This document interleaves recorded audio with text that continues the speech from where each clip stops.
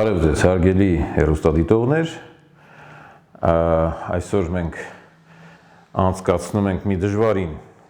օր, սա այն օրն է, երբ եվրոպական դեսանտը իջավ Հայաստան։ Եվրոպական դեսանտը փորձում է ուրեմն մի բան էլ Զելենսկին բերել հետները, այսինքն այն մարդիկ, ովքեր Հայաստանի համար կամ ոչինչ չեն արել երբեք, կամ արել են վատ բաներ, ինչպես Ուկրաինան Արցախյան պատերազմի ժամանակ։ Այն Ուկրաինան, որի փողոցներում, Կիևի փողոցներում ադրբեջաներեն գրված էր, որ Հայաստանը պարտվեց, Ղարաբաղը տրվեց Ադրբեջանին եւ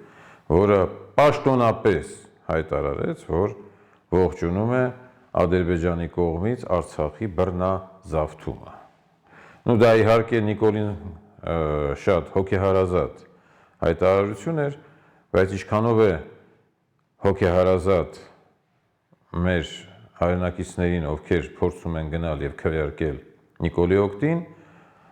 դա թող իրենց խղճին մնա եւ իհարկե այն մարդկանց խղճին, որ այդպիսիներին դեռևս ընդունում են։ Բոլոր դեպքերում մենք պետք է հասկանանք, որ այս ասենք այսպես խառնամբոխը, որը եկել է Նիկոլին պահելու, պաճպճելու, ուրեմն պահպանելու իր աթոռին, իհարկե ունի նպատակ Հայաստանը ի վերջո տիրելու եւ Հայաստանից դարձնելու երկրորդ Ուկրաինա։ Այդ Ուկրաինայից բան չմնաց նրա համար, որովհետեւ նրա դավաճան ղեկավարները, որոնք իդեպ ուկրաինացի չեն, այլ մեծ մասը այլ ազգիներ են, հա, այնտեղ կա հրյա, վրացի, աբխազ, հայ, ով ասես, անգամ ռուս, եթե կա ուկրաինացի, ապա ոչ ուղղափառ ուկրաինացի, այլ կաթոլիկ ուկրաինացի, աղանդավոր ուկրաինացի եւ այլն։ Այ Ուկրաինան ցույց տվեց, թե ինչ է նշանակում եվրոպական թրի տակով անցնելը, Եվրոպայի առաջ կզելը, դա Ուկրաինան է, կործանված երկիր։ Եվ այդ երկիրը օգտագործում են եվրոպացիները անամոթաբար այդ երկիրը, այդ երկրի ժողովրդին օգտագործում են Ռուսաստանի դեմ նրանց գործողությունները կազմակերպելու մեջ։ Հայաստանը նույնպես ուզում են դարձնել երկրորդ Ուկրաինա։ Տարբերությունը հետևյալն է։ Ուկրաինան կիսով չափ Եվրոպայի մեջ է, Ուկրաինան ունի Եվրոպայի հետ բաց սահմաններ, ընդհանուր սահմաններ Եվրոպական միության հետ, Հայաստանը դա չունի։ Հայաստանի շփումը Եվրոպայի, Եվրոպական միության հետ անցնում է Թուրքիայի վրայով։ Եվ դա ոչ ոք թող չմոռանա եւ որտեղ է Եվրոպան, որտեղ է Հայաստանը, ինչպես կարելի է կապ հաստատել Եվրոպայի հետ, դա ուրեմն բավականին կարևոր հարց է։ Ասենք հետևյալը, որ այ բոլոր այն միջոցառումները, որոնք անց են կացվում, ասենք այս Հայաստան Եվրամիություն, այս սիրավեպի ընթացքում, դրանք կատարվում են այնտեղ, որտեղ ժամանակին կառուցվել են այդ դահլիճները, այդ փողոցները, այդ շենքերը, կառուցվել է սովետական Հայաստանի ժամանակահատվածում։ Ընդհանրապես Հայաստանում ինչ կա չկա, կառուցվել է սովետական Հայաստան ժամանակ, ինչպես միշտ ասել եմ, դա եղել է հայ ժողովրդի ոսկե դարը, կառուցվել է սովետական Հայաստանի ժամանակ, այսինքն Ռուսաստանի, եթե ոչ ասենք կողմից, այլ Ռուսաստանի օգնությամբ, որովհետև Հայաստանի ամեն մի ռուբլին, որը արտադրվում էր Հայաստանով, դրա գումարվում էր 5 ռուբլի, որը գալիս էր կենտրոնից, Մոսկվայից, սովետական միության բյուջեից։ Սովետական միության բյուջեն էլ հիմնականում ստեղծվում էր Ռուսաստանի հաշվին։ Ինչ որ կառուցվել է մեծ այդ համերգային համալիրը, Ստեփան Դեմիրճյանի անվան, որտեղ ես այն ժամանակ որպես ուսանող գնում էի ինչ-որ աշխատանքներ կատարելու։ Բոլոր այդ հյուրանոցները, որտեղ մնում են այդ եվրոպացի հյուրերը, բոլոր այն ճանապարհները, այն քաղաքները, Այն օդանավակայանները դրանք կառուցվել են սովետական Հայաստանի ժամանակահատվածում։ Անցել է սովետական միությունից, անցել է ավելի քան 30 տարի։ Այ հարց է ծագում, բայց եվրոպական այսքան ուրեմն մեզ սիրող, մեր համար ուշքները գնացող երկրների կողմից ինչու ոչինչ չի կառուցվել Հայաստանում։ Ոչինչ։ Ոչինչ։ Բայց տեսեք, որ այսպես թռչկոտելով, գալարվելով եվրոպացիների առաջ, Հայաստանի իշխանությունները, կամ ավելի ճիշտ Հայաստանի իշխանության գլխին դրած մարդիկ, նույն եվրոպացիների կողմից փորձում են իհարկե խաղալ այն խաղը, որը նրանք ամրացրել իրենց դոշին, հա, իբր թե իրական Հայաստան։ Այսինքն Հայաստան առանց Արցախի, առանց պատմական հիշողության, առանց հայկականության, եւ նույնիսկ այսօր մայիսի 4-ին սրանք դարձրեցին ոչ աշխատանքային օր։ Այնքան են սիրում իրենց եվրոպացի կուրատորներին, տերերին եւ հրահանգիչներին, որ անգամ եկեղեցական տոներից հետո, եթե ժամանակին մենք ունեինք ոչ աշխատանքային օրեր, որպեսզի այցելենք մեր ծնողների, պապերի գերեզմանները, այդ պրակտիկան Նիկոլենք հանեցին։ Ինչու հանեցին, որովհետև այդպես է պետք եվրոպացիներին, որոնք չունեն սերունդների միջև կապը։ Իրենց պետք էր հանել, նրանք հանեցին։ Բայց եվրոպացիներին դիմավորելու համար մտցրեցին ոչ աշխատանքային օր։ Այ պատկերացրեք, ինչքան են սրանք ասելով Հայաստանի իշխանությունը զավթած այս խմբակը, ինչքան է կարելի ասել երազում եվրոպացիներին հաճո ինչ-որ մի բան անել եւ ինչքան է ուրեմն ատում սեփական ժողովրդի ավանդույթները։ Այսօր մի հրաշալի լուր եկավ, պարզապես դա Մեծ Բրիտանիայի հետ ռազմական գործընկերության հռչակագիր կնքվեց եւ Նիկոլը Ստարմերի հետ միասին այդ թղթերը պահած, կանգնած նկարվում են։ Նախ եւ առաջ ասեմ, այդ հռչակագրերից շատ դափոնով այսպես կա Ուկրաինայում։ Այնքան այդպիսի հռչակագրեր կան, մենակ Մեծ Բրիտանիան չէ։ Բոլոր ով կա, ով չկա, Էստոնիայից սկսած ստորագրել են այդպիսի հռչակագրեր։ Ու դրանից Ուկրաինայի վիճակը չլավացավ, այլ ընդամենը վատացավ, բարդացավ եւ վատթարացավ։ Բայց ինչ վերաբերում է Մեծ Բրիտանիային, ապա ես հասկանում եմ, որ շատերը այսօրվա իշխանավորների մեջ նույնիսկ չգիտեն պատմական անցյալը, օրինակ 1918-ից 20 թվականներին Բրիտանիայի գործունեությունը։ Բայց մի փոքր ավելի շուտ գնանք պատմական երևույթների մեջ եւ հասնենք 1915 թվական։ Իսկ ինչու Մեծ Բրիտանիան այդ ժամանակ չփորձեց խառնվել։ Իսկ ինչու 1918 թվականին, երբ որ Մեծ Բրիտանիան մտցրեց իր զորքերը 18-ից 20 թվականի առաջին հանրապետությունն էր, մտցրեց իր զորքերը Հայաստան եւ Ադրբեջան, ի վերջո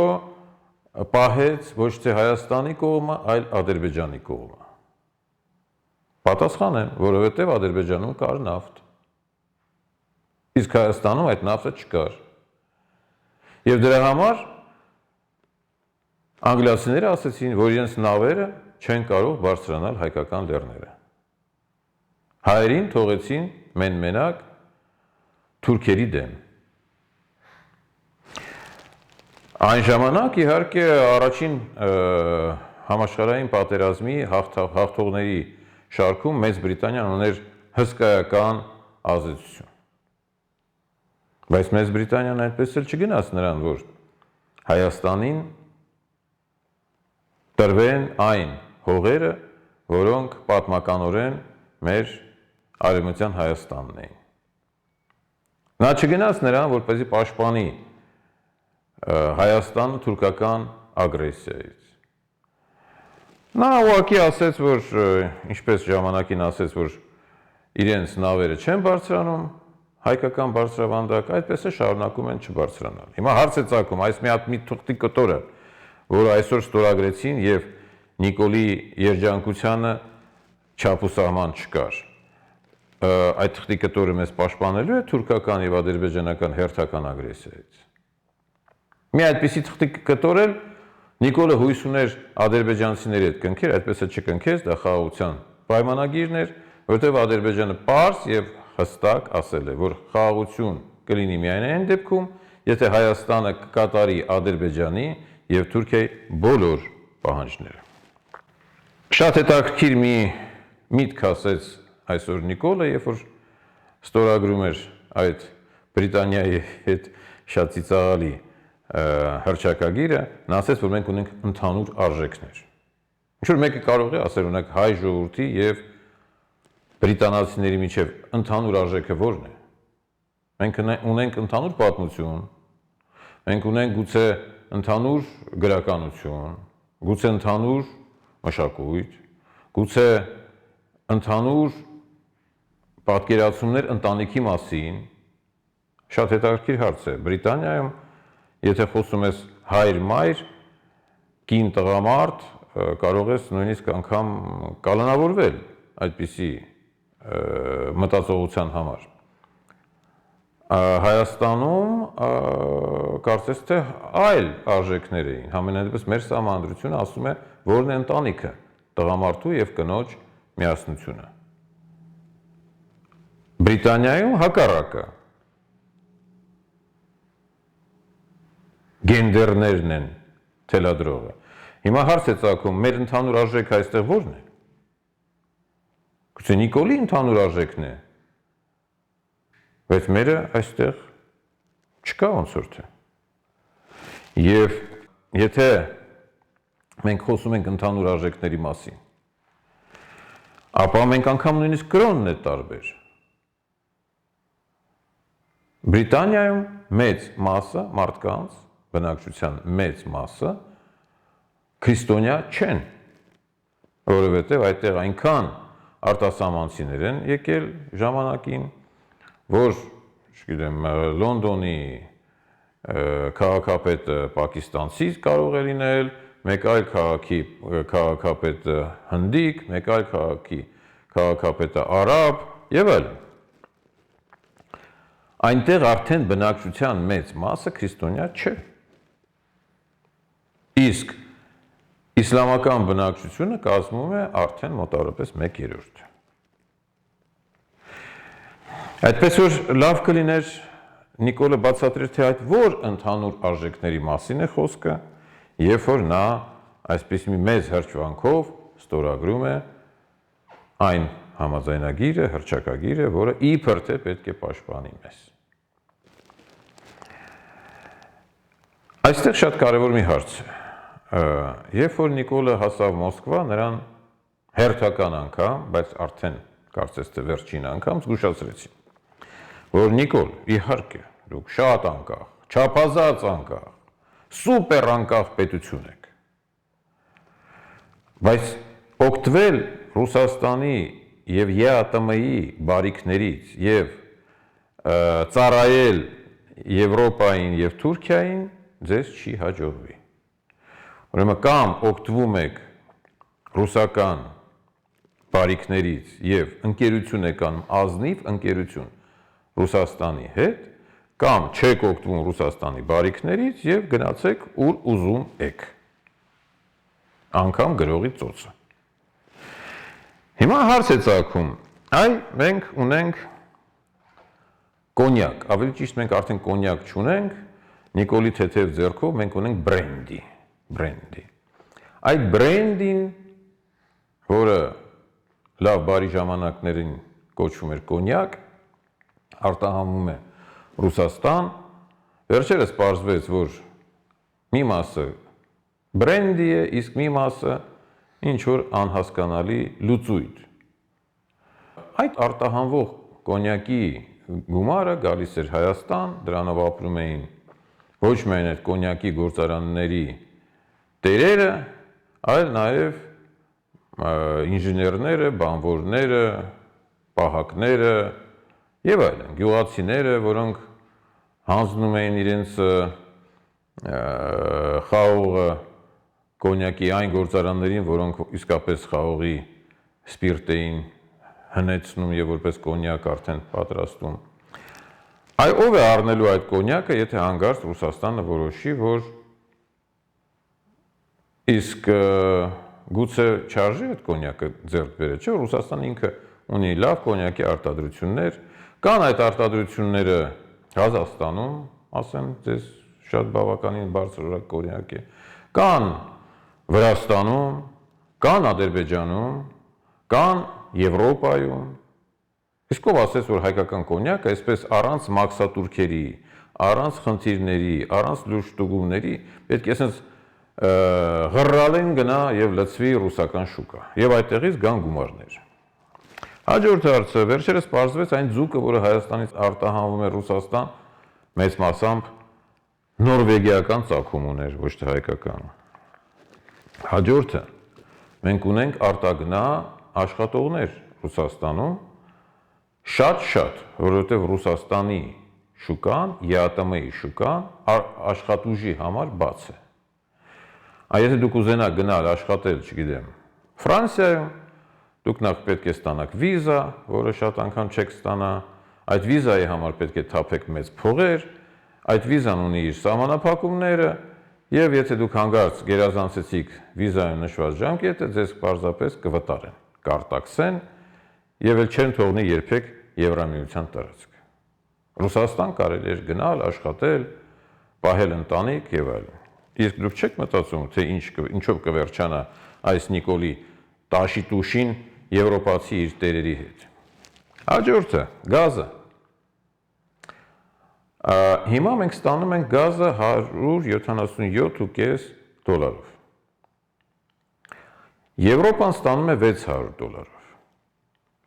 Իսկ ինչ կլինի, եթե հանկարծ Հայաստանին ասեն դե բարի ճանապարհ դեպի Եվրամիություն, մենք փակում ենք Եվրասիական միության առավելությունները ձեզ համար եւ գազը դառնում է 600 կամ 400 Ոմանք ասում են Ադրբեջանը կտա մեզ գազ, Ադրբեջանը այդ գազը չի տա, որովհետև Ադրբեջանը ձմեռը ինքը ունի գազի խնդիր։ Սա մեկ, երկրորդը, տալ թշնամուն, իսկ Ադրբեջանը եւ Թուրքիան կմնան հայ ժողովրդի թշնամիներ, անգամ եթե 100 հատ Նիկոլ գա եւ ուրեմն պաչի նրանց ոտքերը, տալ թշնամուն սեփական գազի վինտիլը եւ ասել կուզես կբացես, կուզես կփակես, դա կարծում եմ աշխարհում այդպիսի երկրորդ հիմար միտք դժվար կլինի գտնել։ Հաջորդը, տուրիզմը։ Տուրիզմը մոտավորապես 80%-ով հիմնված է ռուսաստանցիների վրա։ Այդ տուրիզմով ապրում են հյուրանոցներ, ռեստորաններ, վարորդներ, տրանսպորտ, ինքնաթիռներ, օդանավականներ, սպասարկող անձնակազմներ եւ այլն, ռեստորաններ, ճաշարաններ, բարեր, դա Հայաստանի պետական բյուջեի մի հսկայական մաս է կազմում։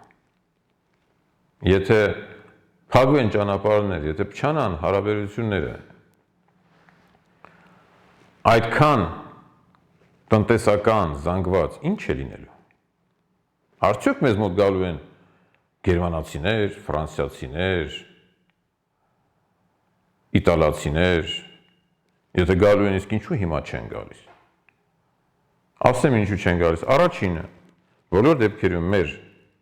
տուրիստական սերվիսի որակը եվրոպացիներին չի բավարարում մեկ։ Երկրորդը, իրենց առջև բաց են գրեթե բոլոր երկրները։ Եվ այդ բոլոր երկրներում կան շատ ավելի հետաքրքիր, շատ ավելի հրաշագեղ թե բնության տեսակետից, թե պատմության տեսակետից վայրեր։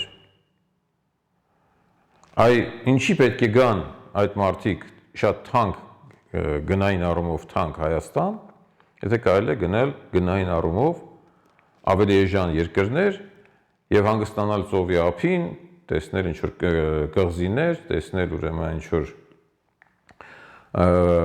շատ հետաքրքիր տեղեր։ Իհարկե, կան նաեւ մարդիկ, ովքեր կգան Հայաստան կամ գալիս են Հայաստան։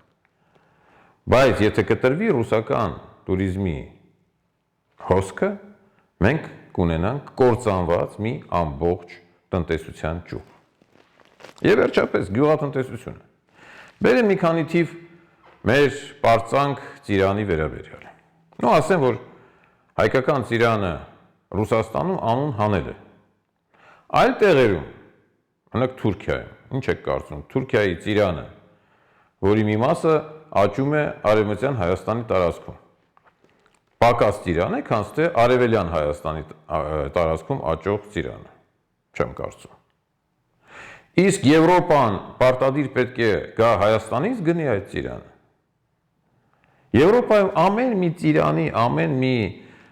ընկույզի, ամեն մի կերասի տեղը արդեն զբաղեցված է։ Մենք մոտակա հաղորդումների ժամանակ օրը ամփոփելիս կխոսենք մի շարք երկրների մասին, ովքեր ունեին հրաշալի գյուղատնտեսություն, շատ ուրեմն ազգային գյուղատնտեսություն, որը կործանվել է։ Օրինակ Բուլղարիան, հաջորդ անգամ խոսենք դրա մասին։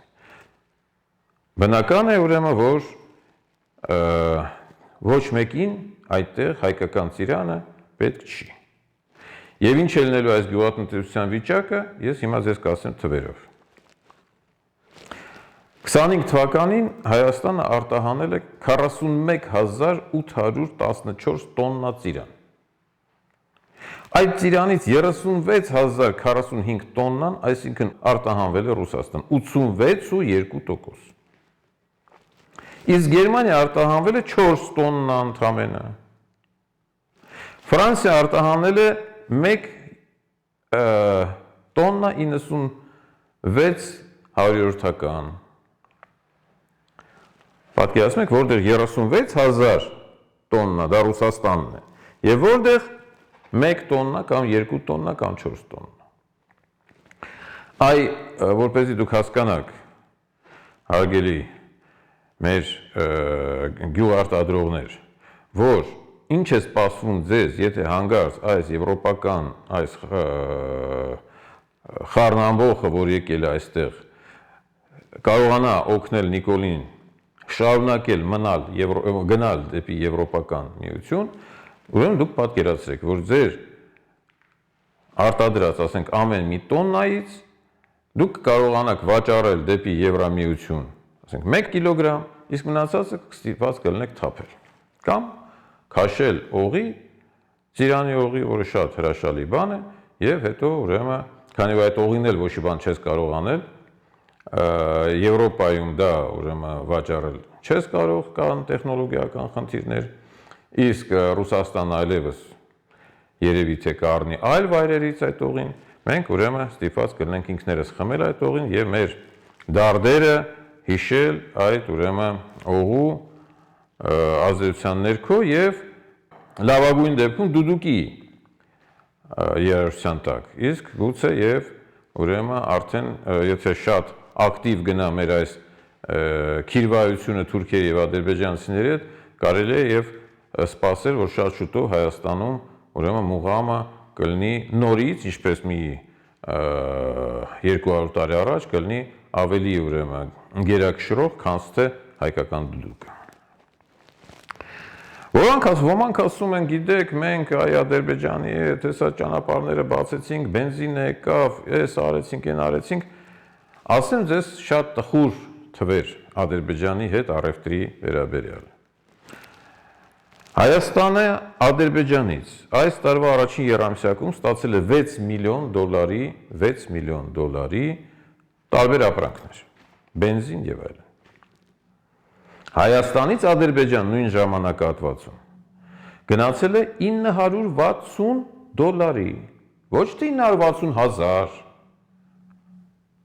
ոչ թե 9 միլիոն, չգիտեմ 600,000, այլ 960, այսինքն $1,000-ից էլ պակաս ապրանքներ։ Ադրբեջանից 6 միլիոն, Հայաստանից $960, այսինքն Ադրբեջան գնացել է, դուք պատկերացնում եք, ինչպիսի համաչափության մեջ է, կամ ավելի ճիշտ անհամաչափության մեջ է մեր առևտուրը Ադրբեջանի հետ։ Այս սարսափելի թվերը արդեն իսկ ցույց են տալիս, ինչպիսին է լինելու մեր փոխհարաբերությունները, Հայաստանը ինչ կարող է արտահանել կամ ինչ ստանալ Ադրբեջանից եւ նույնը Թուրքիայից։ Այսինքն մենք միակ շուկան, կրկնում եմ, միակ շուկան Ռուսաստանի շուկան է։ Կամովին հրաժարվել դրանից հօգուտ եվրոպացիների, հօգուտ Ադրբեջանի եւ Թուրքիայի ինքնասպանություն է։ Մեկ այլ խոսակցություն կա, իհարկե դա Իրանի հետ մեր հարաբերություններն են։ Լավ, մենք փչացնում ենք հարաբերությունները Ռուսաստանի հետ, փչացնում ենք հարաբերությունները Իրանի հետ, հանուն ինչի։ Իրանի հետ փչացնում ենք նաև երբ որ փչացնում ենք հարաբերությունները Իրանի հետ, որոշ չափով փչացնում ենք հարաբերությունները Չինաստանի հետ, հանուն ինչի։ Հանուն նրա, որ մեզ մոտ այսօր այցելել են մարդիկ, ովքեր անգամ իրենց երկրներում չունեն հարգանք, ասենք Մակրոնը, որին ծեծում է սեփական կինը, հա, եւ որը ստիպված ուրեմն մուկ հագնոցներով է ման գալիս, որ ուրեմն թաքցնի աշկի, տակի կապտուկները, որը իր կինը, էտել ասեմ ձեզ, որ հենց իրենց երկրում հարց է կամ կասկածի տակ է դրվում, արդյոք կինն է թե կինը չի, մի խոսքով այդտեղ էլ մի այլ թեմա է, որպեսզի նա ուրեմն կապտուկները թաքցնի։ Մերցը Գերմանիայում։ Ուրեմն Մերցից Գերմանիայում դժգոհ են 84% բնակչության։ Ինչ է դա նշանակում։ Դա նշանակում է, որ շատ հավանական է, որ Մերցը ստիպված կլինի վաղաժամկետ դադարեցնել իր լիազորությունները։ Ինչ անում Ամերիկան Գերմանիայի հանդեպ։ Վերջերս Թրամփը ասաց, որ Մերցը ամենաանտաղանդ ուրեմն կերպով է կառավարում Գերմանիան։ Որպես նախազգուշացում իր զորքերից, որը պետք է որ պաշտպանեին Գերմանիան պատերազմի դեպքում, զորքերից 5000 զինվոր այս օրերին դուրս է հանում Գերմանիայից, ցույց տալու համար, որ Գերմանիա։ Ես դժգոհ եմ քեզանից, որովհետև դու քեզ վատ ես պահում։ Եկել է Ուրսուլա ֆոն դեր Լայենը, Եվրամիության, այսպես ասած, վարչապետը։ Մարդ, որը որ իր գործունեության արդյունքում շատ հնարավոր է կոռուպցիայի մեղադրանքով, արդեն այդ մեղադրանքը հնչել է Եվրամիությունում, կոռուպցիայի մեղադրանքով անցնի ուրեմն որոշ գործընթացների միջով։ Կայա Կալասը, որին Եվրամիության խորհրդարանի падգամավորներից մեկը ասեց, որ նա ավելի տխմար է, քան այդ падգամավորի ծովային խոզուկը։ Ահա այսպիսի մարդիկ են այսօր եկել Հայաստան եւ որոնց մասին ԱՄՆ նախագահը նույնպես շատ հեգնանքով է արտահայտվում։ Բայց Կայա Կալասը ասել է հետեւյալը, որ այս պահին Հայաստանի եւ Եվրամիության արտաքին քաղաքական օրակարգերը կամ ուղղությունները համընկնում են 37%-ով եւ դա շատ քիչ է եւ նրանք եկել են որպեսզի դա դարձնեն ավելի բարձր, այսինքն եկել են որպեսզի մեզ գաղութացնեն, որպեսզի մենք ընկնենք նրանց հունի մեջ։ Մի կողմ թողենք, որ այդ մարդիկ, ովքեր